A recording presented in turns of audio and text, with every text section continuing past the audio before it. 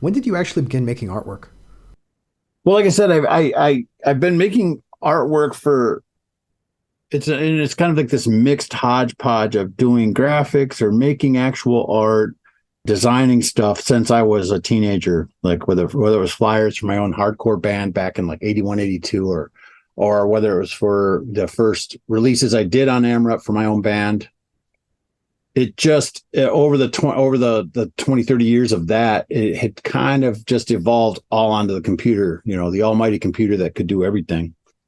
And then I got really sick of the sterility of the computer and was making shit looking handmade on the computer, which is pretty fucking retarded when you get down to it.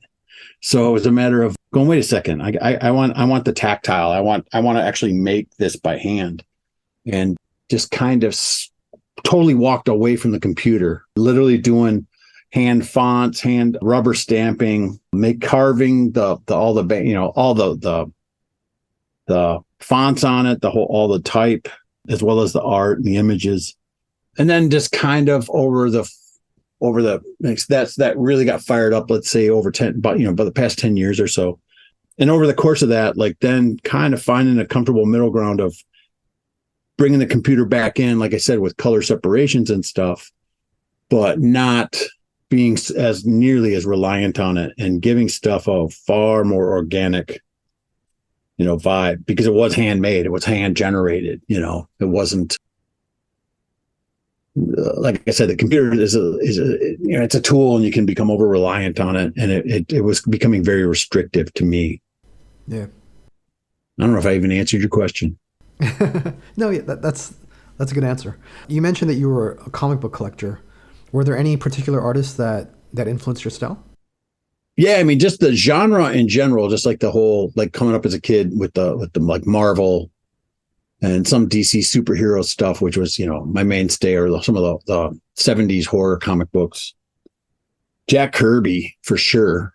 Yeah. Massive influence. And Jack Kirby really came into play. Like my maximum appreciation of him kicked off, like 15 years ago. It was funny because as a kid, I hated Jack Kirby comic books because it was just like, as a little kid, I'm going, this looks like art. I don't want fucking art. I want a goddamn comic book. I want to see fucking Captain America punch that guy right in the fucking nuts, just kick his ass and action packed, I don't want art. I'm not in a fucking museum. Yeah. And at that point in the 70s, Jack Kirby was creating fucking art, just panel after panel of like, yeah, borderline surrealistic, abstract, craziness. Yeah. And came a point in my adulthood where I looked at it again and I'm like, holy shit, that's art. It's like full circle. Like I disliked it because it was art. And then I came back to completely fall in love with it because it was indeed, I put it on a pedestal right alongside of Dali or Picasso or fucking anyone you care to name as far as impact that art's had. And it's poo-pooed by, obviously the art world would never acknowledge the strength of Kirby, but he's fucking impacted American society, if not the world, more than some of the most heralded artists. He created, almost single-handedly created like an American mythology, through creating Captain America or the Fantastic Four, or his hand in helping develop Spider-Man or other shit like that. But the art is fucking incredible when you're just looking at it. You don't have to read them. You could literally just look at, view it as an art book, pick it up, even if you're the snootiest fucking, on the board of MoMA motherfucker type, and just look at the panels and just realize the fucking great, what I mean? Like, not to ignore all the impact, ignore the cultural pop impact that he had, just looking at it, the art. So I got into that and his stuff too, because of its heavy darkness and usage, like his line usage. Early on, I was leaning on it pretty heavily for a lot of the lino cuts I was doing. So it was kind of like learning shadowing and stuff from his stuff. And it translated really well, while still kind of having my own spin on it. And then eventually, I jettisoned relying on his stuff as much as I was early in the lino cutting aspect of doing art for myself. Yeah. I mean, that Kirby stuff was so far ahead of its time. there are pages in his Fantastic Four comics which are, photo collage. Like he was photocopying like planets from like, science textbooks and stuff like that, and collaging it together with his own drawings. And like 30 years later, there were a bunch of like Vertigo artists and guys like Dave McKean were doing all kinds of like photo collage kind of stuff.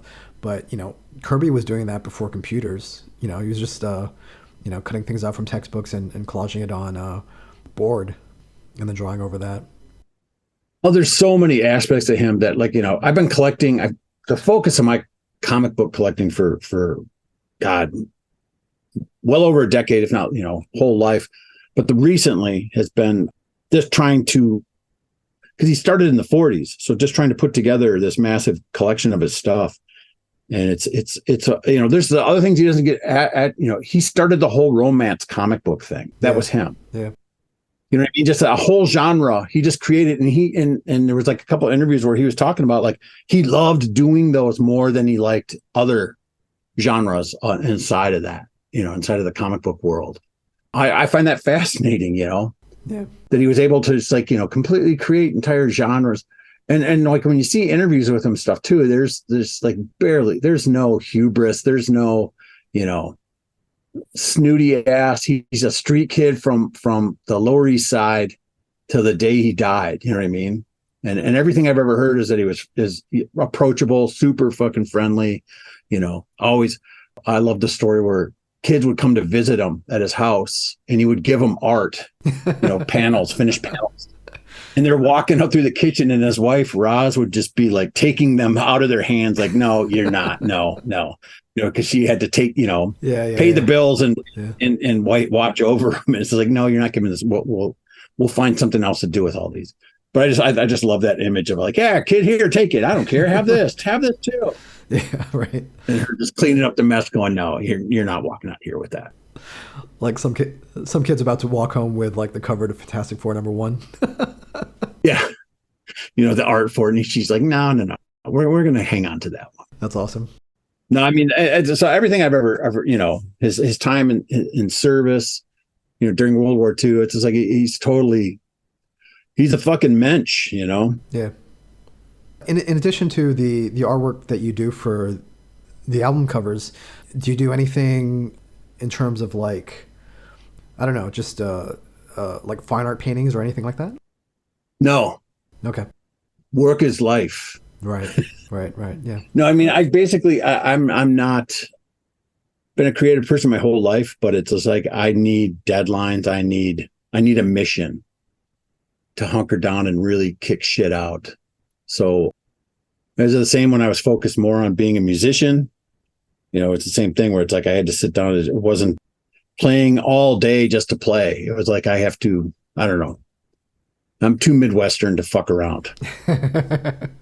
Well, I was also going to ask if your time in the military maybe shaped your work ethic, and then you feel you have to accomplish everything or accomplish something every day.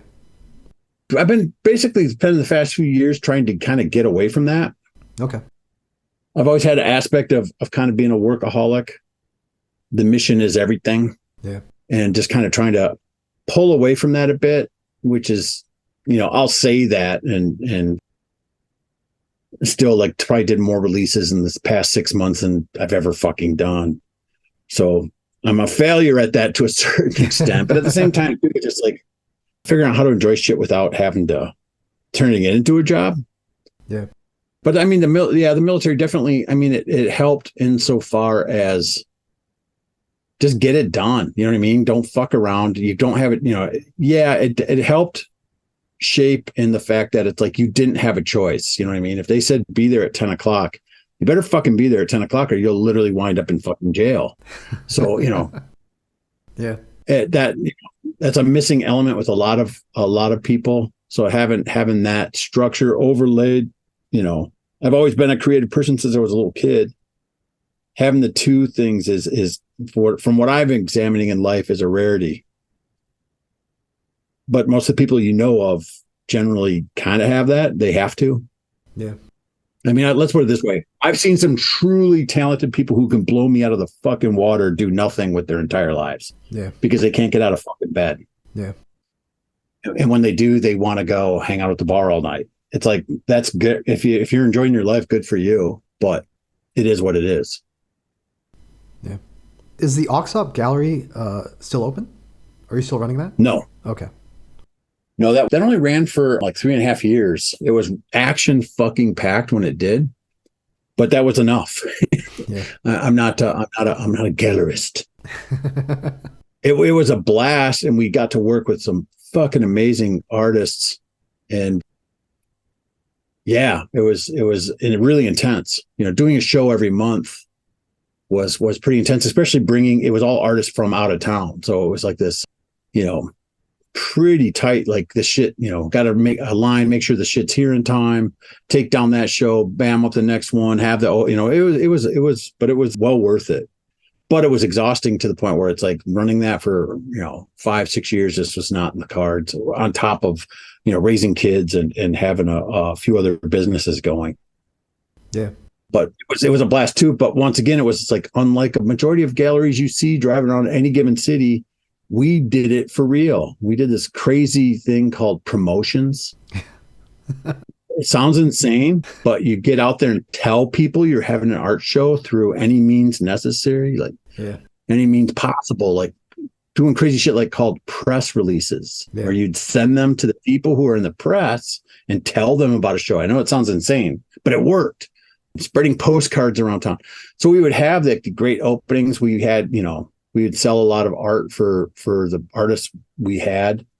It wasn't like a hobby fuck around, find a cheap space and just throw shit up every 2 months and maybe you'll sell a piece or two, or, and went at it like I kind of go after everything or at everything. Yeah. But it was a blast.